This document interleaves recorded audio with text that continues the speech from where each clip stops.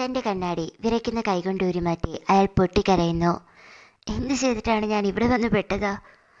അയാൾ അലറി കരയുകയായിരുന്നു. ഞാൻ നിന്നെ തേടി വരും മുമ്പേ നീ എന്നെ തേടി വന്നു. തന്റെ തോക്കിന്റെ കാഞ്ചി അവൾ വലിക്കുന്നു. അയാളുടെ ചൂടുചോര അവിടെ തെറിക്കുന്നു. എയ്റോപ്ലെയിനിൽ നിന്ന് അവൻ താഴേക്ക് മേഘങ്ങൾക്കിടയിലൂടെ വീഴുന്നു.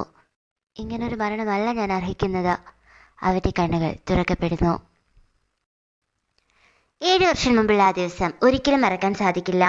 അന്നായിരുന്നു കൊറിയയിലെ ഒരു പ്രമുഖ കമ്പനിയിലേക്ക് ജോലിക്ക് കയറാനുള്ള ഇന്റർവ്യൂ. ഏജന്റ്, നിന്നെ കൊണ്ടിത് സാധിക്കും. എന്റെ ബോയ്ഫ്രണ്ട് പൊളിയല്ലേ? സന്തോഷത്തോടെയും ആത്മവിശ്വാസത്തോടെയുമാണ് ഏജന്റ് കമ്പനി ലക്ഷ്യമാക്കി നടന്നത്. എന്നാൽ അവന്റെ കൺമുന്നിലേക്ക് തൊട്ടപ്പുറത്ത് റോഡിൽ നിന്ന് വണ്ടിയിടിച്ച് ഒരാൾ വന്ന് വീഴുന്നു. അയാൾ ചോര തുപ്പി മരിക്കും മുമ്പ് അവന്റെ കയ്യിൽ പിടുത്തം കൂടിയിടുന്നു. ഏജന്റാകെ പേടിച്ചു പോകുന്നു. കൺമുന്നിൽ ഒരാൾ ഇങ്ങനെ പിടഞ്ഞു മരിച്ചാൽ ആർക്കായാലും അതൊരു വലിയ ഷോക്കായിരിക്കുമല്ലോ. അന്ന് നടന്ന ഇന്റർവ്യൂവിന് നല്ല രീതിക്ക് പെർഫോം ചെയ്യാൻ അവൻ അതുകൊണ്ട് തന്നെ സാധിക്കുന്നുമില്ല. ജോലിയും ലഭിക്കുന്നില്ല. പിന്നീടുള്ള ആ 7 വർഷം അവൻ കിണഞ്ഞു പരിശ്രമിച്ചിട്ടും നല്ല മാർക്കോടുകൂടി പാസ്സായിട്ട് പോലും നല്ലൊരു ജോലി അവന് ലഭിക്കുന്നില്ല. COVID-19 അതിനൊരു പ്രധാന കാരണമായിരുന്നു. ഒരുപാട് പാർട്ട് ടൈം ജോലികൾ അവൻ ചെയ്യുന്നു. ബാക്കിയുള്ളവർ ജോലി ചെയ്ത് എക്സ്പീരിയൻസ് നേടുമ്പോൾ അവൻ തന്റെ വിദ്യാഭ്യാസ ലോൺ അടച്ചു തീർക്കാൻ കൂലിപ്പണി തൊട്ട് ഡ്രൈവർ പണി വരെ എടുക്കുന്നു. അങ്ങനെ അവസാനം അവൻ 7 വർഷം മുമ്പ് താൻ ഇന്റർവ്യൂവിന് പോയ അതേ കമ്പനിയിലേക്ക് വീണ്ടും ഒരു ഇന്റർവ്യൂവിനായി പോകുന്നു. നല്ല രീതിയിൽ പെർഫോമും ചെയ്യുന്നു. എന്തോ ഒരു പോസിറ്റീവ് ഫീൽ അവനുണ്ടാകുന്നു.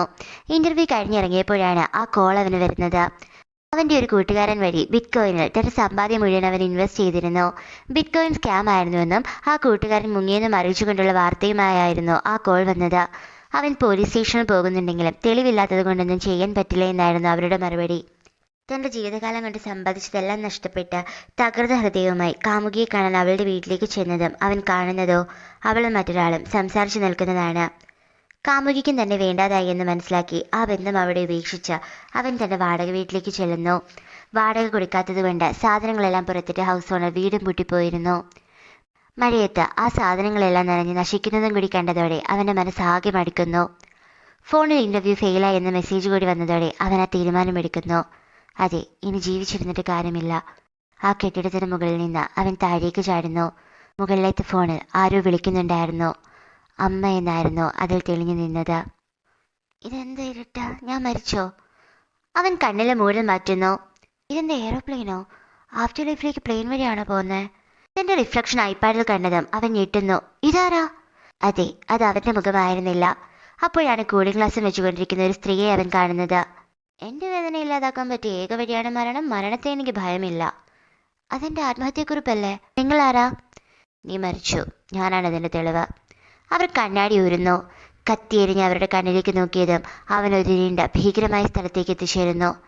ഇതാണ് നരകം? അല്ല, നരകത്തിലേക്ക് പോകും മുമ്പ് എനിക്ക് നിന്നെ ശിക്ഷിക്കണം. എന്തിനാ? കാരണം നീ എന്നെ കളിയാക്കി. എന്താണെന്ന് മനസ്സിലാകും മുമ്പേ അവർ അവനെ ഒരു കൈ കൊണ്ട് പൊക്കിയെടുക്കുന്നു. താഴേക്ക് ഭീകരജീവികൾക്കിടയിലേക്ക് അവനെ എറിഞ്ഞു കൊടുക്കുന്നു. അമ്മയെന്ന് നിലവിളിച്ചുകൊണ്ട് അവൻ കണ്ണു തുറന്നതും അവൻ എയ്റോപ്ലെയിനിലായിരുന്നു. തൊട്ടപ്പുറത്ത് അവരും. ഞാനാണ് മരണം. ഒരു മരണമെന്നത് ദൈവം മനുഷ്യർക്ക് നൽകിയ പ്രിവിലേജാണ്. അതിന് നിനക്കില്ല. 12 വട്ടം നീ മരിക്കും. അപ്രതീക്ഷിത മരണം നടക്കാനുള്ള 12 പേരുടെ ശരീരത്തിൽ നീ കയറും. എത്ര വേദനാജനകമാണ് മരണമെന്ന് നീ അറിയും. എന്നാൽ ആരുടെയെങ്കിലും ശരീരത്തിലിരുന്നു കൊണ്ട് അവരുടെ മരണം നിനക്ക് തടയാൻ പറ്റിയാൽ ആ ശരീരത്തിൽ പിന്നീട് അങ്ങോട്ട് നിനക്ക് ജീവിതം തുടരാം. ജീവിതം തുടരാനോ? അത് മടുത്തിട്ടല്ല ഞാനത് അവസാനിപ്പിച്ചത്. ഇനി എനിക്ക് ജീവിക്കണ്ട. അപ്പോൾ ശരി. അവർ അപ്രത്യക്ഷയാകുന്നു. പെട്ടെന്ന് എയ്റോപ്ലെയിൻ കുലുങ്ങുന്നു. പ്ലെയിൻ തകരാൻ പോവുകയാണെന്നോർത്ത് പ്രിപ്പയർഡ് ആയവൻ ഇരിക്കുന്നുണ്ടെങ്കിലും ഒന്നും സംഭവിക്കുന്നില്ല. എന്നാലും വീട്ടിൽ ലൈഫ് ജാക്കറ്റ് പോലും ഊരി മാറ്റാതെ അവൻ ആ പ്ലെയിനിന് ചുറ്റും നോക്കുന്നു. അതൊരു പ്രൈവറ്റ് ജെറ്റായിരുന്നു. ഏതോ വലിയ പണക്കാരന്റെ ശരീരത്തിലാണ് താനിപ്പോൾ ഉള്ളത് എന്നവൻ മനസ്സിലാക്കുന്നു. പെട്ടെന്നാണ് എന്തോ നല്ല തിളക്കമുള്ള ഒരു വജ്രം അവന്റെ നേരെ വന്നത്. അത്ഭുതത്തോടെ അവനത് നോക്കുന്നു. എൻ്റെ പേര് പാക് ജിൻഡെ, 33 വയസ്സ്, ടി ഗ്രൂപ്പിന്റെ സിഇഒയുടെ 2ാമത്തെ മകൻ. എല്ലാവർക്കും വലിയ വിലയും സ്വിമ്മിംഗ് പൂളും കുറഞ്ഞത് 3 പ്രൈവറ്റ് ജെറ്റെങ്കിലും ഉണ്ടെന്ന് കരുതിയാണ് ഞാൻ വളർന്നത്. അതെ, ഒന്നിനും ഒരു കുറവെനിക്ക് വന്നിട്ടില്ല. പക്ഷെ ജനിച്ച അന്ന് മുതൽ ഞാനൊരു മത്സരത്തിലാണ്. എൻ്റെ ചേട്ടനുമായിട്ട് അവൻ ചെയ്യുന്നതിലും നന്നായി ഞാൻ കാര്യങ്ങൾ ചെയ്യണം. അതെ, എൻ്റെ കഠിന പ്രയത്നം കൊണ്ട് അവസാനം അച്ഛൻ എന്നെ സക്സസറായി തിരഞ്ഞെടുത്തു. ഇപ്പോൾ അടുത്ത സിഇഒ ആവാനുള്ള തയ്യാറെടുപ്പിലാണ് ഞാൻ. എന്തേത്? ഇയാൾ ഞാൻ ഇത്രയും നാൾ ജോലിക്ക് കയറാൻ ശ്രമിച്ച കമ്പനിയുടെ സിഇഒ ആണോ? അപ്പോൾ ഈ ശരീരത്തിൽ ജീവിച്ചാൽ ഈ കാണുന്ന സ്വത്തെല്ലാം എനിക്കോ? ഇത്രയും നല്ല ഓപ്പർച്യൂണിറ്റി എനിക്ക് കിട്ടാനില്ല. സന്തോഷത്തോടെ വന്നിരുന്നതും പുറത്തെ എഞ്ചിൻ തീ പിടിച്ചതും ഒരുമിച്ചായിരുന്നു. അതെ, എഞ്ചിൻ കത്തി പ്ലെയിനിന്റെ നിയന്ത്രണം നഷ്ടമാകുന്നു. തീ പിടിച്ച് പ്ലെയിനിന്റെ ഒരു ഭാഗം കത്തിപ്പോകുന്നു. അതുവഴി തീ ഉള്ളിലേക്ക് കയറി കത്തിപ്പോകുന്നു അയാൾ. കണ്ണു തുറന്നതും ആ ഇരുണ്ട ലോകത്തായിരുന്നു അവൻ. കഴിഞ്ഞോ? എല്ലാം കഴിഞ്ഞോ? ഇല്ല, ഇനി 11 മരണം കൂടി നിന്നെ കാത്തിരിപ്പുണ്ട്. എന്ത് വിചിത്രമായൊരു പ്രതിമയൊക്കെ ആ സ്ഥലത്തുണ്ടായിരുന്നു. അവിടെ ഉണ്ടായിരുന്ന ബുള്ളറ്റ് ഓരോ വട്ടവും അവന്റെ തലയിൽ കയറുമ്പോഴും ഓരോരുത്തരുടെ ജീവിതത്തിലേക്ക് അവൻ എത്തിച്ചേരുമായിരുന്നു. 11 വട്ടവും എനിക്ക് സർവൈവ് ചെയ്യാൻ പറ്റിയില്ലെങ്കിൽ എന്ത് പറ്റും? നീ നരകത്തിലേക്ക് ചെല്ലും. ദാ ആ വാതിലിനപ്പുറം നരകമാണ്. നമുക്കൊരു ടൂർ പോയാലോ? നരകത്തിന്റെ തുടക്കം കണ്ടതേ ഞെട്ടിത്തെറിച്ച് ശബ്ദിക്കാൻ കഴിയാതായി പോകുന്നു അവന്. എന്റെ ജീവിതമേ നരകമായിരുന്നു, ഇപ്പൊ ഇവിടെയും നരകമോ? ജീവിതം നരകം പോലും. യഥാർത്ഥ നരകത്തിൽ 1 മിനിറ്റ് സർവൈവ് ചെയ്യാൻ പറ്റുമോ നിനക്ക്? ഏതെങ്കിലും ശരീരത്തിൽ സർവൈവ് ചെയ്യാൻ സാധിച്ച് നല്ല രീതിയിൽ ജീവിച്ചാൽ നരകത്തിൽ വരാതെ രക്ഷപ്പെടാമെന്ന് മരണം ഓർമ്മിപ്പിക്കുന്നു. അവൻ ആലോചിക്കാൻ പോലും സമയം കൊടുക്കാതെ ആ നിമിഷം തന്നെ അവൾ വെടിവെക്കുന്നു. അതെ, അവൻ അടുത്ത ശരീരത്തിലേക്ക് പ്രവേശിക്കുകയായിരുന്നു. ഈ വട്ടവും അവൻ ആകാശത്തായിരുന്നു. ഫ്രീ ആയി ആകാശത്ത് താഴേക്ക് വീഴുകയായിരുന്നു അവൻ. പെട്ടെന്ന് ആരോ അവനെ പിടിക്കുന്നു. തൊട്ടപ്പുറത്ത് അതേ വിഷയത്തിൽ ക്യാമറയുമായി വേറൊരാള്. കാര്യങ്ങൾ മനസ്സിലാവും മുമ്പ് ആ വജ്രം അവന്റെ നേരെ വരുന്നു.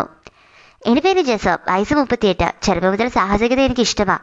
അതുകൊണ്ട് തന്നെ പലതരത്തിലുള്ള സാഹസിക പ്രവൃത്തികൾ ചെയ്ത് പല ഗിന്നസ് വേൾഡ് റെക്കോർഡ് ഞാൻ സ്വന്തമാക്കിയിട്ടുണ്ട്. ഇപ്പോൾ മറ്റൊരു റെക്കോർഡാണ് ഞാൻ സ്വന്തമാക്കാൻ ശ്രമിക്കുന്നത്.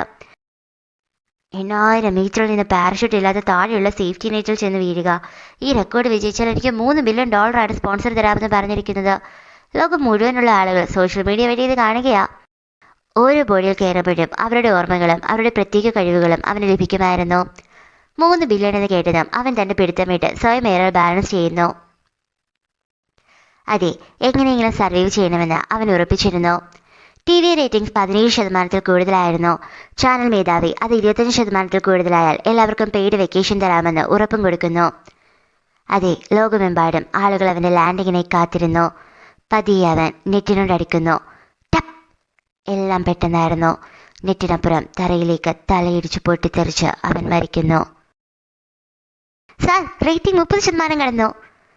ആ പയ്യൻ സന്തോഷത്തോടെ വിളിച്ചു പറയുന്നു.